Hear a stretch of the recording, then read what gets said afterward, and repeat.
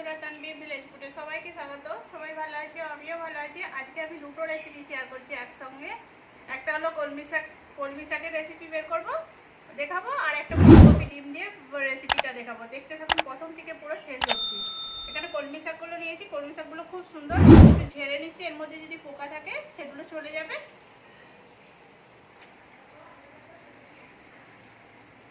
একটা একটা করে একাতে জোড়ো করে নিচ্ছি পুরো, তাহলে অনেকগুলো হয়ে গেলে ভালোভাবে কাটা যাবে।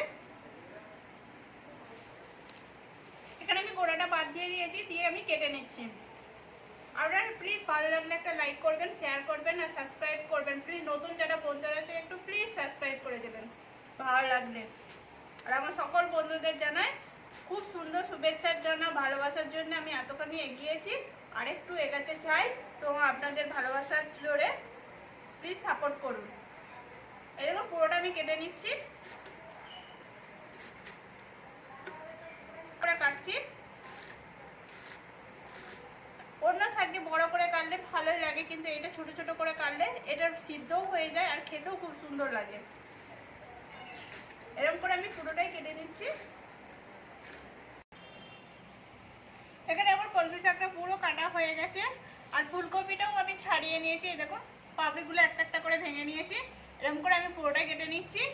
কেটে রান্নাটা আমি দেখাচ্ছি, আপনাদের সঙ্গে শেয়ার করছি। এখানে আমি শাকটা পুরো ধুয়ে দিয়েছি, ধুয়ে জল ঝেড়ে নিয়েছি। এই দেখুন, আর কড়াতে আমি তেল দিয়ে দিয়েছি, তেলটা গরম হয়ে গেছে। এর মধ্যে একটা শুকনো লঙ্কা,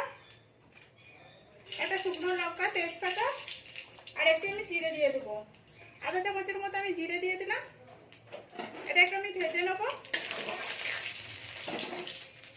আর এর মধ্যে আমি রসুনকে থেতো করে রেখেছি, 4-5 কোয়া রসুন থেতো করে রেখেছিলাম, সেটাকে আমি ভেজে নিচ্ছি।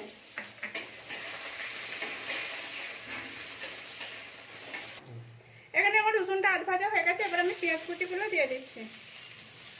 দুটো পেঁয়াজ দিলে দুটো পেঁয়াজকে কুচি করে কিছু এটাকে আমি একটু ভেজে নেবো।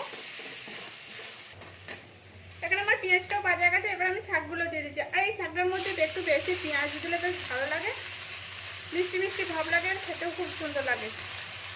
শাকটাও আমি দিয়ে দিলাম, দিয়ে একটু নেড়ে ঢাকা দিয়ে দেবো এটাকে আমি।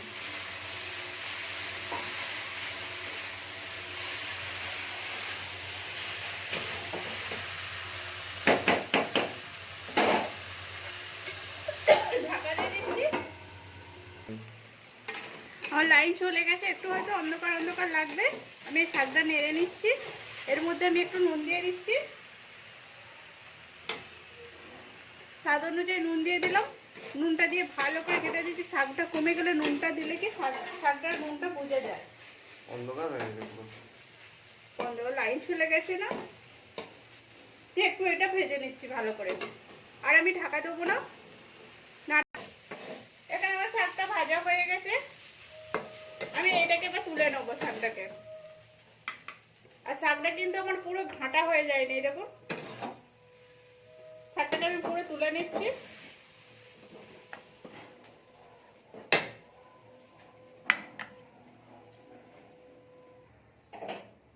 এখানে শাকটা ভাজা হয়ে গেছে, কড়াই তেল দিয়ে দিচ্ছি। তেলটা আমার গরম হচ্ছে। এর মধ্যে আমি একটু নুন দিয়ে দিচ্ছি আর একটু হলদি দিয়ে দিচ্ছি, দিয়ে এটাকে আমি একটু ঘেটে নেবো তেলের সাথে। এর মধ্যে আমি আলু দিয়ে দেবো। আলুগুলোকে একটু ভেজে নেবো লাল লাল করে।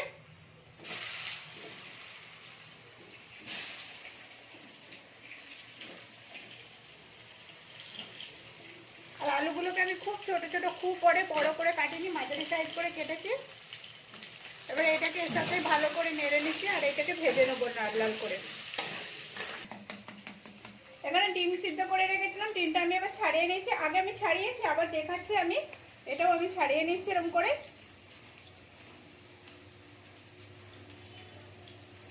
এই দেখুন,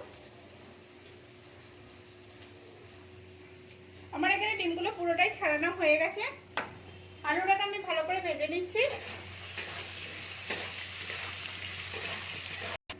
এখানে ডিমগুলো আমি ছেঁড়া করে নিচ্ছি। এর মধ্যে নুন হলদি ঢুকবে, বেশ স্বাদটাও ভালো লাগবে ভিতরে। এই দেখুন, এই কাঁটা চামচ করে চারদিকটা এরকম করে করে পুরো সব ডিমগুলো করে নিচ্ছি। এই দেখুন, আমার আলুটা ভাজা হয়ে গেছে। আলুটাকে আমি তুলে নিচ্ছি। ফুলকপিটাও ভেজে নিচ্ছি। ফুলকপিটা কিন্তু আমি সিদ্ধ করি না, কাঁচা অবস্থাতে আমি তেলেতে ভেজে নিচ্ছি।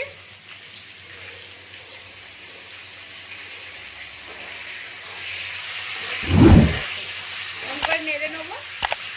ফুলকপিগুলো ভাজা হয়ে গেছে, আমি কিন্তু আধ ভাজা করে ভেজেছি, এটাকেও আমি তুলে নিচ্ছি। এই আধ ভাজা করে ভাজলে এটা খুব সুন্দর টেস্ট লাগে। এবার এখানে যে তেলটা আছে এর মধ্যে আমি ডিমগুলো একটু ভেজে নেবো।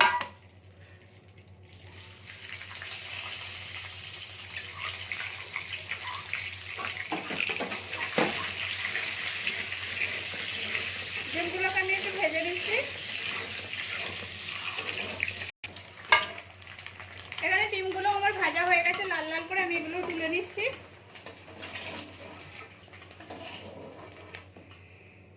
এর মধ্যে আমি এবার তেল দিয়ে দেবো। তেলটার কালারটা কত সুন্দর এসছে, রেড রেড।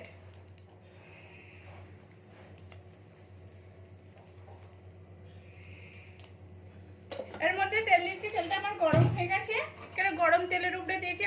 তেলটা গরম হয়ে গেছে, এর মধ্যে একটা তেজপাতা, একটা শুকনো লঙ্কা আর একটু আমি ফোড়ন দিচ্ছি, 5 ফোড়ন। এটাকে আমি একটু ভেজে নেব।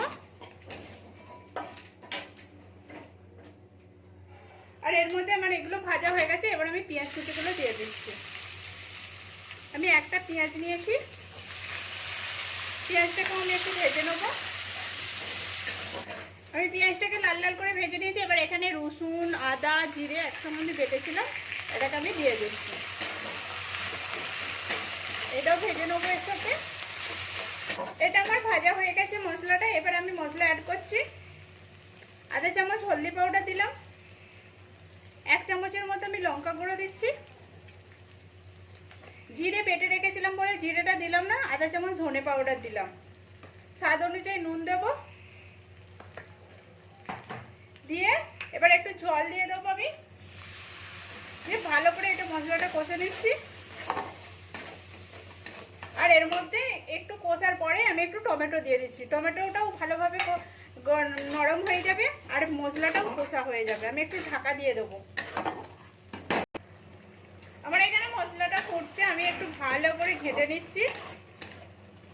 টমেটোগুলোকে একটু খুন্তি করে কেটে নিচ্ছি।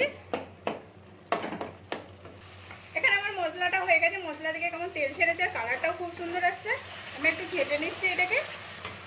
এবার ফুলকপি আলুটা আমি দিয়ে দিচ্ছি, দিয়ে এটাকে ভালো করে আমি কষে নেবো। এখানে আমার মশলাটা আলু সব কিছু দিয়ে কষা হয়ে গেছে। এবার আমি জল দিয়ে দিচ্ছি। জলটা উষ্ণ গরমও দিতে পারেন, এমনি ঠান্ডাও দিতে পারেন। আমি ঠান্ডা দিচ্ছি, দিয়ে এটাকে ভালো করে আমি ঘেটে নিচ্ছি। সবজিটা দেখছি, সবজিটার আলুটার ফুলকপিটা হয়েছে কিনা। এই দেখুন আলুটাও হয়ে গেছে, ফুলকপিটাও আমার হয়ে গেছে। এর মধ্যে আমি ডিমগুলো দিয়ে দিচ্ছি, ভেজে রেখেছিলাম ডিমগুলো, সেগুলো দিয়ে দিলাম। দিয়ে একটু ঘেটে নিচ্ছি। ঘেটে আমি গ্যাসটা বন্ধ করে দিচ্ছি। এর মধ্যে 1 চামচের মতো আমি ঘি দেবো। ঘিটা দিয়ে ভালো করে ঘেটে নেবো, ঘেটে ঢাকা দিয়ে দেবো আমি।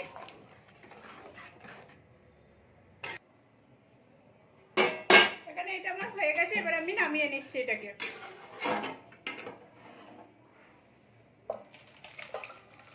আমার কালারটাও খুব সুন্দর আসছে, সবজিটার সেন্টটাও খুব সুন্দর আসছে।